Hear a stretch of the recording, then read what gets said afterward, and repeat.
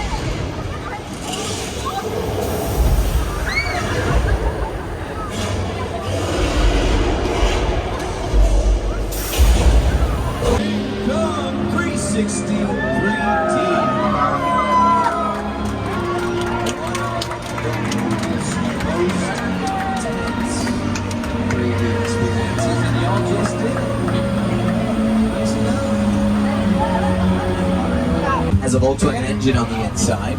Production claims it's because a Ferrari engine would be too loud. I'm not buying it. Okay. We got the Flintstone rides. Sports car. Brett, bought one. Makes no sense to me. They're all powered by feet. And of course, you got the gyrosphere. Jurassic World. Now, jokes aside, that gyrosphere today, you're noticing it's probably, it's missing the sphere. The glass bubble that it had in the movie. Never had it in real life. No glass, it's highly reflective. The last thing the crew wanted while you were watching dinosaurs attack kids was to see the crew, right? So they had to add the glass digitally on the computer using CGI, just like King Kong. It's actually pretty crazy to think about how easy it is to add CGI to our movies and shows today, especially when you consider a movie which came out 30 years ago revolutionized CGI. Since we're talking about it, I know a guy. He has something he'd like to say. Welcome to Jurassic Park. You will see a lot of the original props and vehicles from that OG trilogy.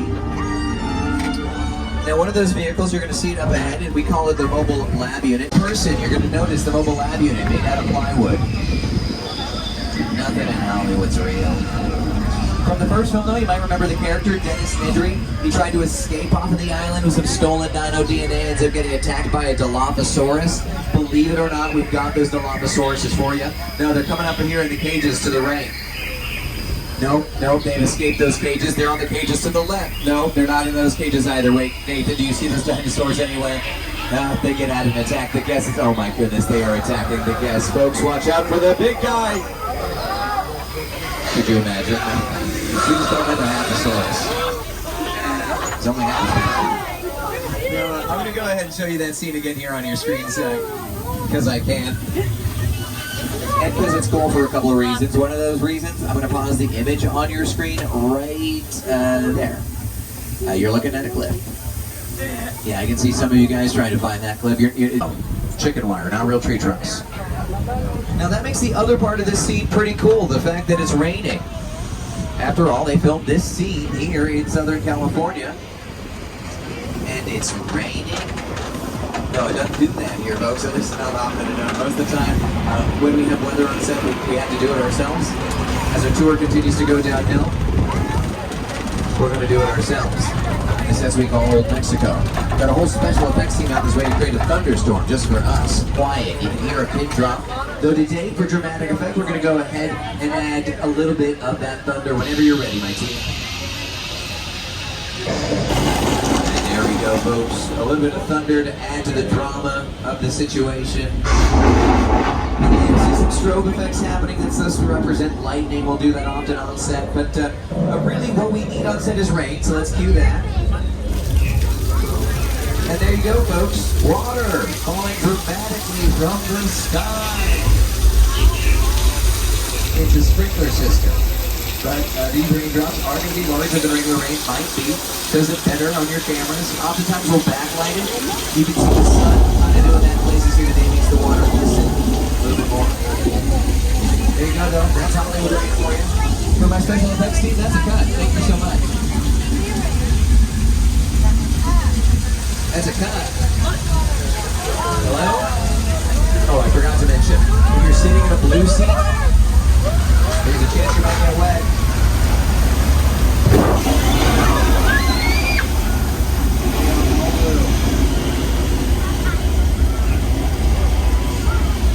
On your screens, big that higher. Apology County, Fairly is. And antibodies utilize the very same flash flood.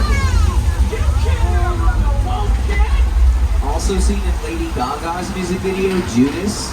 In that video, Gaga, she got swept away by the flood. When they filmed it, she did it herself. On your screen there, that's Paul Giamatti's stunt double. So, awesome. The Three Amigos, they made this part of Old Mexico famous. It was also seen as the town of Pariah, season 1 of HBO's Westworld, and Jack Black's soundtrack. But we're going to go ahead and cross the border, say howdy to 6 points. It gets its name because at one time we had 6 streets. We would film 6 Southern Westerns, throw some dirt on the ground, some cowboys. You got the Old West. And of course, these sets here have been playing the Old West since time immemorial. Probably why Quentin Tarantino made his movie Once Upon a Time in Hollywood, right here. Yeah, they turned these Western sets into Western sets. Now around you might notice some of those windows and doors a little bit taller, a little bit smaller than you might expect. Oftentimes our actors a little bit taller, a little bit smaller than we expect. We couldn't have that. Now, as we pull on in here today, folks, you're going to notice that doesn't sound good. That doesn't look good. Oh no. I have a friend in the water. Hold on one moment. I'm so sorry. Hey, Pete! Yeah, buddy, there you are. Oh, that was quick. Pete, get out of the water. Now you're not being quick. You got to get out of the water, Pete. There's a shark. Pete? Pete? Oh! Oh, for Pete's sake. There they are. Okay. Everybody remain seated as we make our way across the dock. Nathan, full steam ahead there, my guy. Full steam. Is this as fast as this thing goes? No, that's fine. We'll just have that gas. It's okay. I'm going to go ahead and fill her on up. He just took the dock. Oh, no.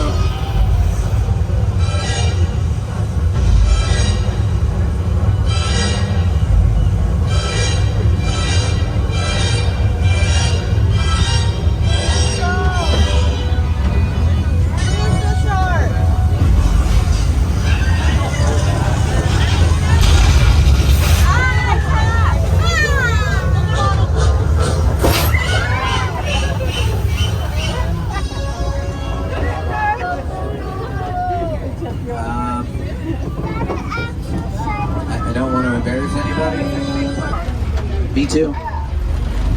Yeah, no, last time I saw them, they were checking into a motel. That motel, it's owned by Psycho. Welcome to the Bates Motel from the film Psycho, directed by Hitchcock. Now, come out this way in the evening time, walk around, be terrified. If you are disappointed you're not getting a clear photo of the original Bates Motel, don't be too disappointed. It's not the original Bates Motel. No, it's built for Psycho 2. Seen in Vince Vaughn's Psycho, but if you thought that joke was a disaster like I did, check out the next set. The crash site set of a film called War of the Worlds.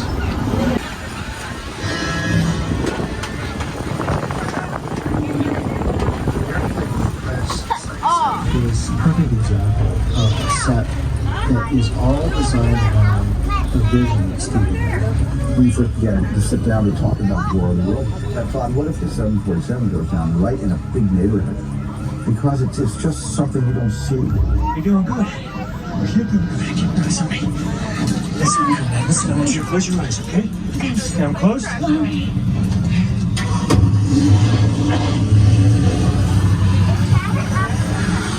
Robbie, get in. Robbie, get in. Plane. They bought a plane from a junkyard in the Mojave Desert. It cost them about 60 grand. Not a bad price for a plane when you think about it. Cost them 200 grand to get it here though, so yeah. Shipping and handling, am I right? No, they drove it out here in flatbed trailer trucks, cut it up into the 4 separate sections that you can still see today. In fact, the top of it was cut off because it wouldn't fit under the overpasses as they were dropping them under. They were actually going to reattach the top, but Steven Spielberg had one look at it, loved it, decided to make it look like the aliens did it instead.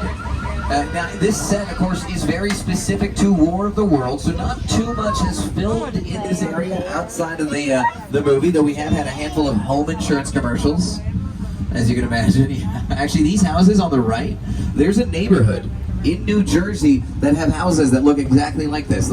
Less destroyed, but essentially the same ones, and that's because when they made the movie, when they filmed before the aliens attacked, they filmed on location in New Jersey, then replicated the houses out this way and destroyed them. Underneath the, one time though, we actually had a guest on the underneath tour the plane. who was from that neighborhood.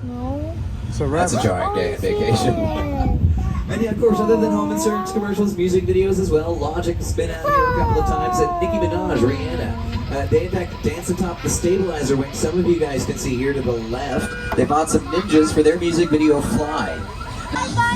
Honestly, glad I could mention it so I can play the song. Don't talk back. Okay. And now, folks, we are headed on over to Jupiter's Claim from Jordan Peele's Nope. Again, entirely built and filmed out in Santa Clarita. Only a couple of scenes were filmed here on our studio lot. Over there, look into the winking room and have your picture taken just like the kids in that old 90s movie Kid Sheriff. That's what this whole place is loosely based on. Remember that one? No? Like, a little further down, you can see the brand new Star Lasso experience. Built to showcase an unbelievable new live show. It's not looking so live anymore. Anyway, behind this Hollywood Gold Rush Frontier Town lies a... Welcome to the world of Nope.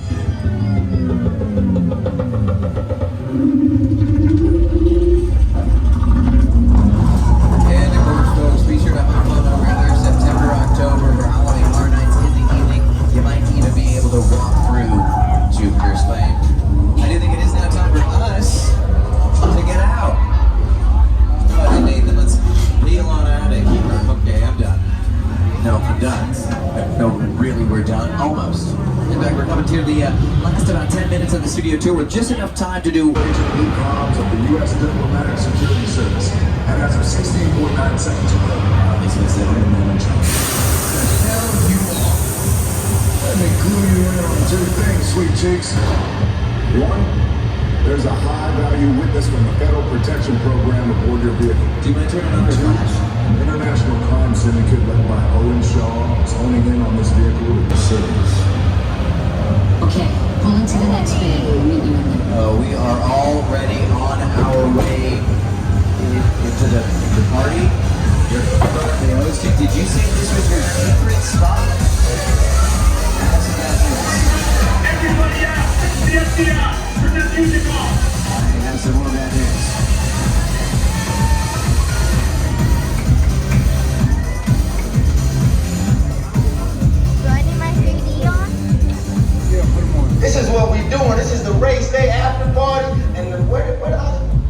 Pierce. Roman Pierce, FBI, don't move. Bill, that's right, party's over. You know how long I took to iron this shirt, man? I'm not. You're under arrest right now. Ladies, just back up a little bit. Got it. It's like that. First of all, I don't work for you. Oh, really? Well, tell me, Roman, who do you work for? We don't work for nobody. And I would suggest you clear out of here, otherwise we can't guarantee your safety. Guarantee my safety? I'm the one holding the gun. Yeah, but mine's a whole lot bigger than yours. Escort this novice out. Let's go, Cookie Puss. Got an ugly suit on, man. It's cheap. Somebody out there really pissed off Shaw. It's gonna get ugly fast. Yeah, don't worry. Lucky for you, our whole family will protect you. Are you kidding me, Roman? You didn't shut off your phone, bro? I gotta call you back. I'm in the middle of something. See what I'm talking about? Call you back. Man. It was on vibrate. Shaw traced us. Letty, Roman, we're up. I removed that vehicle. It's about to get real interesting. My Mona Lisa's all warmed up right next door. Roman, grab your truck. I need you and Letty ready to roll.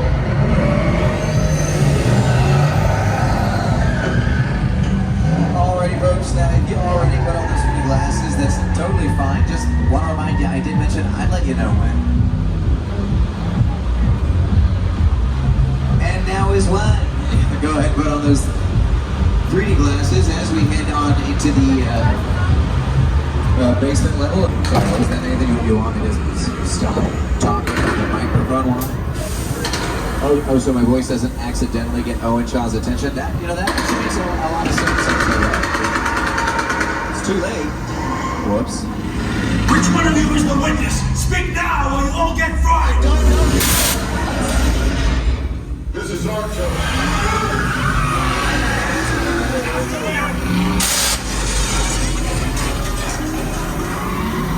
Okay, guys, it's showtime.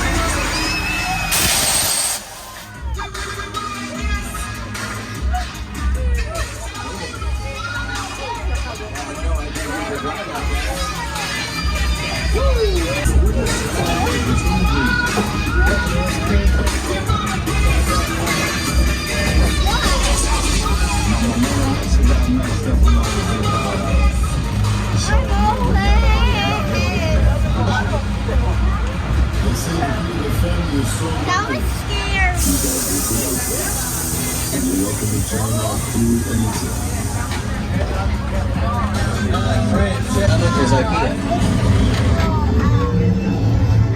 Now, folks, my name, it was Alec. I was your tour guide here today. It was a pleasure to have you on board our tram. Now, I'm going to be standing in the theme park for a few moments by the studio directory. That's where the show times and wait times are posted to wave goodbye and answer any questions you might have. Now, that studio directory, that has the show times.